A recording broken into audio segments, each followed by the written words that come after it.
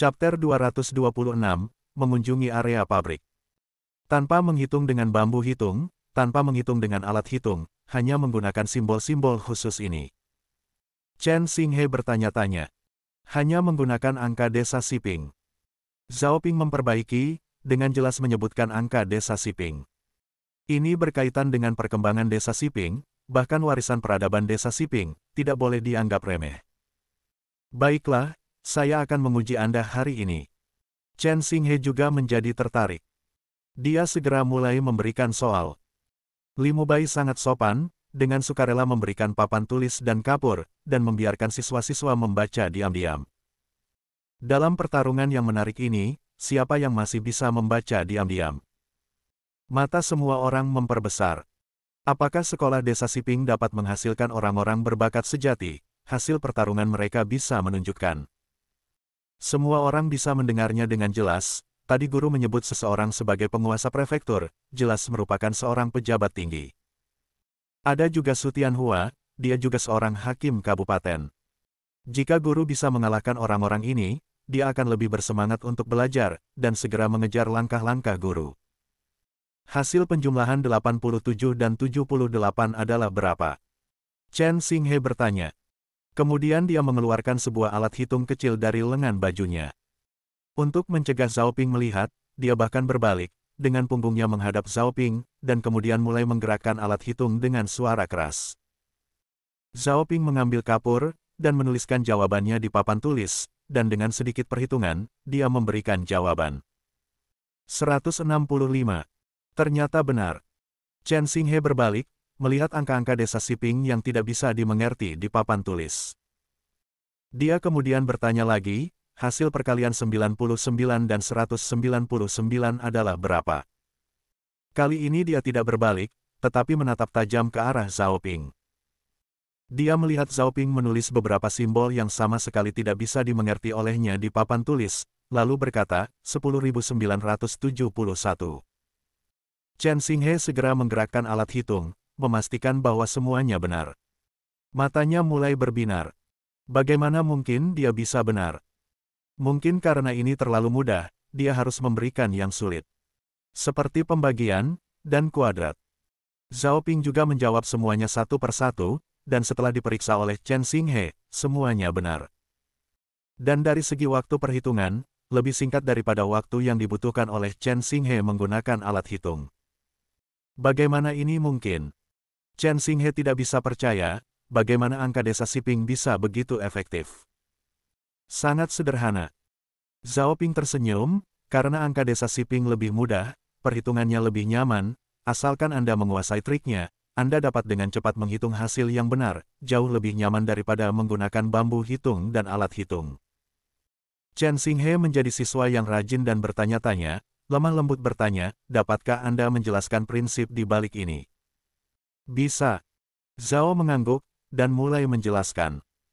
Sebenarnya itu adalah dasar-dasar yang paling mendasar dari dunia sebelumnya, tetapi dalam dinasti ini, itu adalah peradaban yang sangat maju. Zhao Ping mulai dengan mengajarkan cara menghitung. Kemudian dia menjelaskan aturan dasar penjumlahan, pengurangan, perkalian, dan pembagian. Beruntung, Chen Xinghe memiliki dasar matematika yang cukup, dan belajar dengan sangat cepat.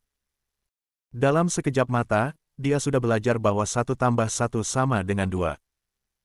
Tapi ketika diterapkan pada penjumlahan dua angka, dia masih belum terlalu mengerti, dan sering membuat kesalahan. Peng Yue dan Su Tianhua juga belajar bersama. Tapi dasar Su Tianhua sedikit lemah, bahkan tidak mengerti penghitungan. Peng Yue sedikit lebih kuat, dia bisa mengerti bahwa 1 tambah 1 adalah 2, tetapi dia tidak bisa menghitung 1 ditambah 2 sama dengan berapa. Tuan Prefektur Chen, jangan mengganggu anak-anak belajar, mari kita pindah ke tempat lainnya ya. Zhao Ping memahami situasi itu. Semua orang ini adalah siswa yang rajin, hanya tahu belajar dengan sungguh-sungguh, tanpa memedulikan situasi. Dalam kehidupan sebelumnya, mereka pasti akan menjadi mahasiswa yang sangat cerdas, tidak peduli dengan tempat dan waktu. Namun, sekarang, dia harus mendorong mereka. Masih banyak tempat di desa Siping yang perlu diperiksa oleh Tuan Prefektur, kita tidak bisa terlalu lama di sini. Oh, ya, benar, Saya juga harus bertanya tentang strategi. Baru sekarang Chen Xinghe tersadar, dia mengelus kepalanya, tersenyum pahit, dan berhenti belajar. Tetapi sulit bagi dia untuk menghentikan pertanyaannya. Sepanjang perjalanan, dia terus mengoceh tentang berapa hasil dari 1+1, dan sejenisnya. Dia bahkan menulis beberapa angka desa Siping di telapak tangannya. Dia benar-benar tergila-gila dengan belajar. Dengan angka desa Siping, minat Chen Xinghe benar-benar tersulut, sampai-sampai dia melupakan papan tulis dan buku-buku sebagai alat pengajaran. Zhao Ping juga tidak memperhatikan itu, asalkan dia bisa membawa Chen Xinghe ke dalam kapalnya sendiri, dia akan memiliki banyak kesempatan untuk membuatnya terkejut. Berikutnya adalah bengkel pembuatan baju besi. Sekarang adalah siang hari, para pandai besi kebanyakan sedang berlatih di lapangan belakang. Bengkel besi terlihat sepi. Saya pikir Anda memiliki banyak pandai besi. Chen Xinghe bertanya-tanya, mengapa tidak ada orang di bengkel ini? Mereka sedang sibuk. Zhao Ping berbohong, mereka pergi untuk memberantas penjahat, mereka belum kembali. Oh, ya, benar, Ruan Wendy masih berada di Qingzhou.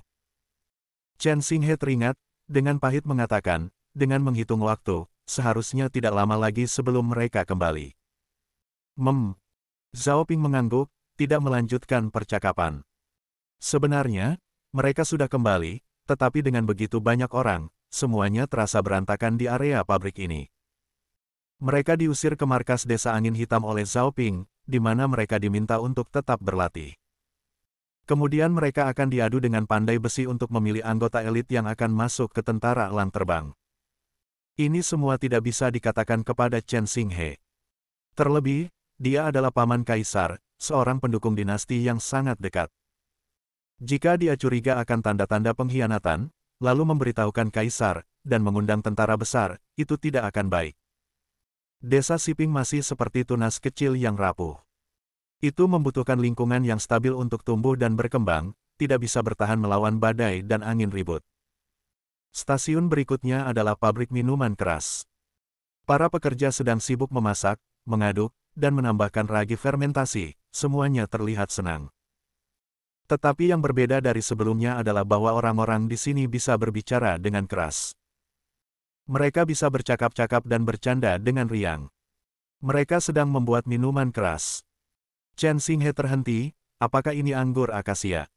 Bukan. Zhao Ping menggeleng, ini disebut bir. Bir. Pertanyaan datang dari Su Tianhua, apa itu? Saya telah mencicipi minuman keras selama bertahun-tahun, bahkan belum pernah mendengar tentang bir.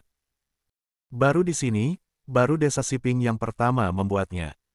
Zhao Ping berkata dengan bangga, saya jamin ini akan lebih enak dari anggur akasia. Tetapi ini belum diseduh, dan akan memerlukan beberapa waktu untuk dikeluarkan dari gudang.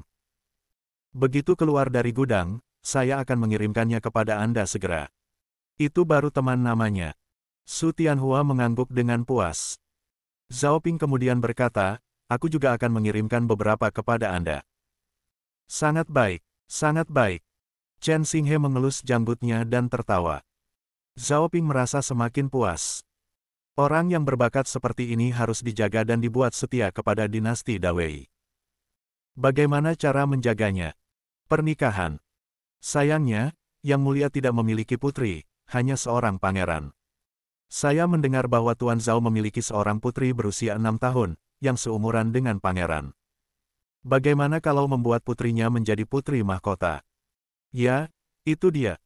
Saya akan menulis memorandum kepada Yang Mulia Kaisar dan memintanya untuk menyetujui masalah ini. Zhao Ping tidak tahu bahwa Chen Xinghe berencana memanfaatkan dirinya, kalau tidak, dia akan meletakkan pisau di lehernya. Melanjutkan memimpin ketiga orang tersebut ke dalam. Pemberhentian keempat adalah pabrik tekstil. Saat semua orang melihat mesin-mesin tekstil yang unik itu, mereka semua tertegun. Apakah ini sebuah alat tenun? Chen Xinghe bertanya dengan lemah. Ya, mengapa berbeda dari alat tenun yang pernah saya lihat? Versi yang telah diperbaiki. Zhao Ping menjelaskan, sebelumnya, alat tenun hanya memiliki satu spindle dan hanya bisa digunakan dengan tangan, yang sangat tidak nyaman dan tidak efisien. Dan alat tenun saya memiliki 4 spindle tambahan, dan dengan bantuan tangan dan kaki, saya bisa menenun 5 gulungan kain sehari. Itu salah satu alasan mengapa saya bisa mengenakan harga lebih rendah daripada toko kain lainnya. Siapa yang menemukannya? Chen Xinghe berkata dengan bersemangat, jika ini bisa dipopulerkan, rakyat dinasti Dawei tidak perlu khawatir tidak memiliki pakaian untuk dipakai. Kain adalah kunci untuk membuat pakaian. Kekurangan di dinasti Dawei bukan hanya karena rakyat miskin dan tidak mampu membelinya. Juga, karena teknologi tekstil yang terbelakang, tidak banyak kain yang bisa diproduksi. Selain itu, rakyat dinasti Dawei juga dibagi menjadi sarjana, petani, pedagang, dan pengrajin. Di mata mereka, pedagang adalah rendah. Kebanyakan orang lebih suka tinggal di rumah dan tidak melakukan apa-apa daripada tampil di depan umum dan menjadi pedagang. Tentu saja, yang paling penting adalah bahwa pedagang tidak diizinkan mengikuti ujian kekaisaran. Ini berarti bahwa sekali Anda mulai berbisnis, Anda akan dicap sebagai pedagang untuk generasi berikutnya, dan akan sulit untuk mengubahnya. Ada pengecualian. Misalnya, Tian Yi. Dengan menyuap beberapa orang dengan perak, seseorang dapat menemukan cara lain untuk masuk ke karir resmi. Tetapi bagi sebagian besar orang, tidak ada kesempatan seperti itu. Ini berarti bahwa pekerja juga merupakan sumber daya yang langka. Kombinasi berbagai alasan mengarah pada produksi kain yang sangat rendah selama dinasti Dawei. Selain itu, kain harus disuplai ke beberapa negara tetangga, membuatnya semakin langka. Harganya dinaikkan menjadi 600 koin per potong, yang menghentikan banyak orang biasa untuk membelinya. Jadi ketika Chen Xinghe melihat mesin-mesin tekstil baru di pabrik tekstil desa Siping, dia memiliki ide untuk mempopulerkannya. Bab 226 selesai.